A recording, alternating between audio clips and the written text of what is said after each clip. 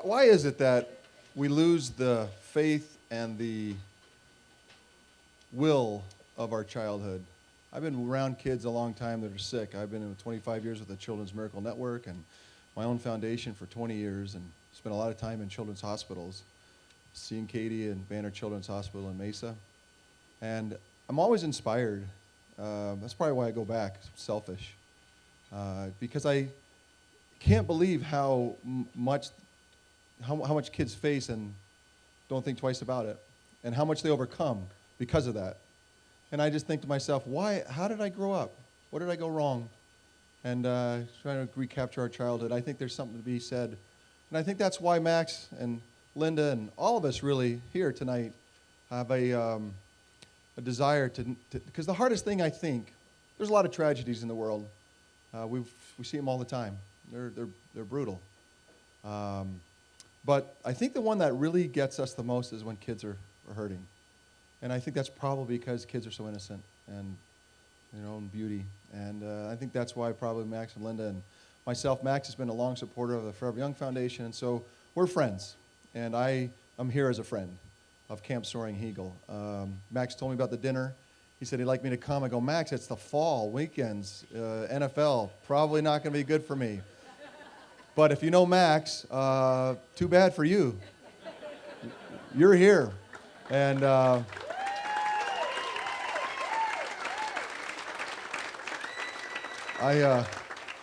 you, it's probably that Air Force background, you know. It's like you don't tell Max no. You just don't. So we'll be in Minneapolis tomorrow, but tonight we're in Sedona. But I'm so happy, and of course he didn't have to beg me to do it because I'd do anything to serve the kids, and especially this camp and what you're doing and who you're serving. It's serving the kids that can't be served in many ways, in a very special way. You play football long enough. You get to, it's too many people. The game is really an interesting game because of the numbers of human beings that are out on the field at once. It's really, think about the games that have that many guys in that proximity. You could think about the human relations and human dynamics of that. And there's some lessons that I've learned I'd like to share with you very quickly. One is that when I played, Jerry Rice was my favorite receiver. Why not, right? If I had a highlight film to show you tonight, and I show you my highlight film, it would essentially be Jerry Rice's highlight film. I would throw it up, and then he would go down and get it. But there were many times in games, especially on the road, especially in domes, where the noise would be so loud. It would be so great, you could hardly hear yourself talk. So many times that we'd break the huddle, and I would scream in the huddle, the play. You know huddle when everyone's around, like 11 people and their heads together. We'd get really close, and they'd have 11 ears right next to me, and the noise would be so great, and I'd be yelling, fire the wing right, X right, dude, yeah. And you'd hear somebody say, what? Fire the wing right. And then when you play football, at the back, you don't notice this as a fan, but there's a clock that's counting down, and if you don't snap the ball by the time it gets to 0, it's a penalty. That's my job. That's my only job, really, is to make sure the ball gets snapped before it goes to 0. Past that, it's all luck. But so that's the one thing. That's the one thing you can truly control, right? I mean, that's the one thing I say. I can guarantee you, I will snap the ball before it gets to 0. So as you're screaming at everybody, fire the ball right. You look at the clock. You're like 8, 7, and you're like, forget it. Let's go. So we break, and there's many times when you're playing in that kind of situation where, I remember many times Jerry Rice running out, and he's like, and I'm under center. I'm like, and so we would start to play, and when it's so loud, it is deafening. You have to experience it. It's confining. You can't even move in it. It's so loud. And so now it's so loud, they don't hear me call out my signals. In football, the quarterback is supposed to be able to snap the ball by saying some numbers and things, and you get a little jump on the defense. And, it's so loud you can't do that. So how do you start the play? You essentially press on the center's bum. You just like, shroop, and then that starts it. He goes, whoa, okay, that's it. And so there's no advantage now. So now you've lost the advantage. So here we go. We've set the stage, right? I'm under center. Jerry Rice is out there like,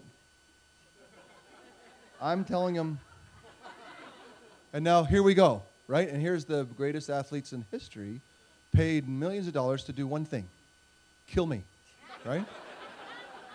That's the job. Honestly, that's the job. The job is to hit me and knock me down, but there's extra money for like a maiming or some kind of a permanent injury. So here we snap the ball. I've set the stage for you, right? So I'm dropping back to pass, and then there's a point to this story. Jerry runs down, and for all the years that we spent together, and we spent many years together, I used to tell his wife, I know Jerry better than you do, because I know him when he was tired, when he was beleaguered, when he was mad. I've seen him in all the emotions, under so much pressure. I've seen him when he's hurt, and he doesn't even want to go out anymore. I know. I've been with him in locker rooms and buses and airplanes and training camps and dorms and just through the years. And for whatever reason, when I dropped back to pass and he ran, he could run, and I knew where he was going. I can't explain it. And so I'd end up throwing him the ball, and he would catch it. It was inexplicable. And he'd come back to the huddle, and we wouldn't really think much about it because there's so much pressure to go to the next. His clock was going to 0 again. So we can't wait around and talk about it, but it happened all the time. And we won a lot of games in those situations. And I always thought to myself, how is that? How is that possible? Well, that's a long time ago. That's okay. But how is that possible? How is it that Jerry didn't know, we can't hear, but we could communicate. And I want to tell you that as I've thought about it over the years, I want to describe it as an element of love for each other. You can say it sounds corny for football players, but it's respect or finding a place for each other or whatever it is. But there's an ability to communicate that was beyond the norm because of the respect and time that we'd spent together breaking down normal cultural barriers, all the barriers that keep people apart. And the great teams, whether it's the Patriots or the Colts, it's guaranteed that they have, for a brief moment, the Cardinals were there.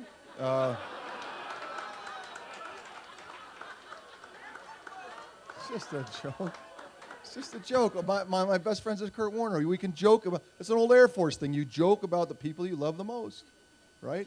So we love the Cardinals, of course. So, but here's the thing. Guarantee that that those elements that are in those winning teams. And so I know that what drives Camp Soaring Eagle, what drives the vision for Camp Soaring Eagle is really those elements of love for each other. We describe it in different ways, but that's how things get done.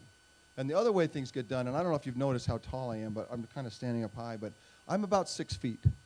Most quarterbacks in the NFL seem like 7 feet, but they're 6'5" or 6'6". Dan Marino's 6'6", Troy Aikman's 6'5", John Elway's 6'5", Tom Brady's 6'6", Peyton Manning's 6'6", you name them. They're all, and then Steve Young's 6.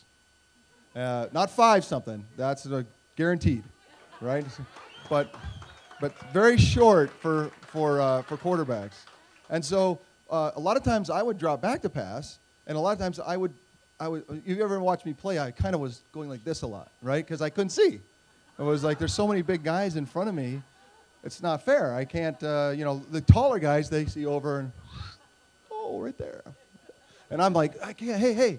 So a lot of times I would hold on to the ball because I couldn't see. And the defensive guy would come and hit me, knock me down, and I'd walk to the sideline, and the coach would say, Steve, Jerry Rice was open.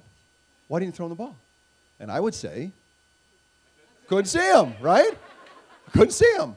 And the coach said back, which is a great coaching tip, I think, and really for parents or bosses in general, his tip back was, well, you better start seeing him, right? And I responded with the typical, oh, great. As soon as I see him and we see him and you see him, we're going to see him and then we'll be fine, right? Because the truth of the matter is I can't see what I can't see. It's impossible. But I got to thinking about it. If I kept that up, because it was happening a lot, I kept missing opportunities and getting tackled because I couldn't see the receiver. And the coach would say, we did all this so you could throw it there, and you gotta see him. Well, I'm not going to grow. I'm full grown. I can't wear high heels.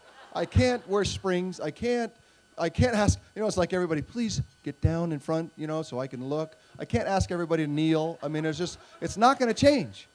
It's a situation that will not change. I will, for the rest of my life, drop back and be too short and can't see. So what do I do? What's the options? What do you do? Quit? Well, I just saw Jerry Rice. I know where he's going. Throw it, right? I'm supposed to be an expert at this.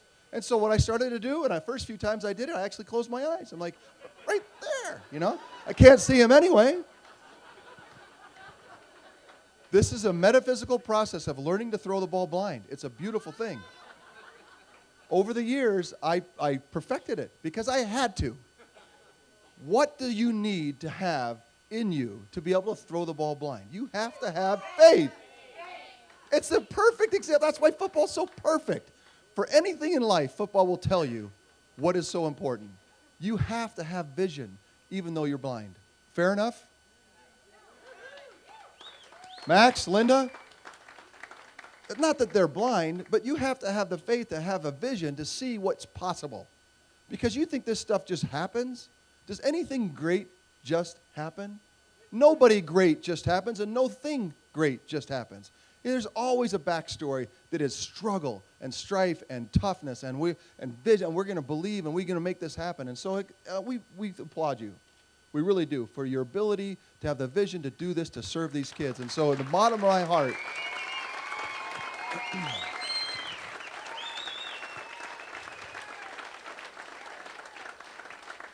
because my favorite memories, if you said to me, Steve, you played 18 years in the NFL, what's your favorite memories? And everyone would think, oh, Super Bowl or All-Star, some great event.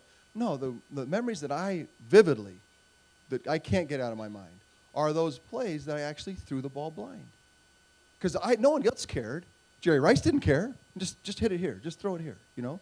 The newspapers didn't care. My coach didn't even care, even though he told me to.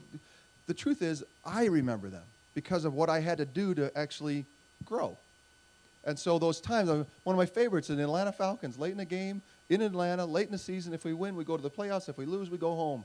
And I see Jerry Rice, and I've been trained now, and I lose him. I'm like, I'm going to let it go. And right when I let it go, get knocked down to the ground. And so I'm at the bottom of this pile, and all the defensive guys around me. And I don't know if you know much about defense. Well, you probably don't know. I don't know much you know about true NFL football players, but defensive guys, not the smartest, right? Offense, artistry, choreography, beauty, defense. I'm just going to kill him. I don't care. So I'm at the bottom of this pile. And so the crowd is going crazy, screaming as loud as they can. 80,000 people. Rah! And I'm at the bottom of the pile, and all of a sudden I hear, shoo, quiet. Because I know what just happened. Jerry Rice just caught that ball. Right? And we quieted the whole place down. And I remember this vividly at the bottom of the pile, and my face is kind of squished. I'm like, this is the greatest moment of my career. I can't hear anything, And so the truth of the matter is, the things that we remember about our lives, the legacies that Paul wants to have, the legacy that Max and Linda want to have, the legacy of all of us, is that at the moment we're going to pass on, you think to yourself, did I give? Did I give? Did I give? Was I a good father? Was I a good husband? Was I a good son? Did I give to my community? Did I give? Because those are the things that are going to be racing through your mind. And so I know for a fact that you guys have got a great head start on that feeling. And I appreciate you, and I appreciate being associated. The Camp Soaring Eagle for the many years, I'm going to be able to come up and go, I was there. And all of you will be able to say the same thing, because it'll be 10, 15 years from now, and it's great success, and you'll say, I was one of the first. And so Max, Linda, thanks for having me, my son Braden, and all of us. We're really grateful to you.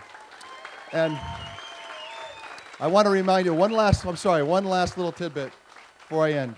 There was a great religionist in the first century that said, preach the gospel, and if you must, use your words. By example, all of you, it's by example is how the world really gets done. That you see people act a certain way, you can talk all day long, and the truth is, how you act is how you inspire people. And so I appreciate all of you tonight. Max, Linda, thanks so much. Okay?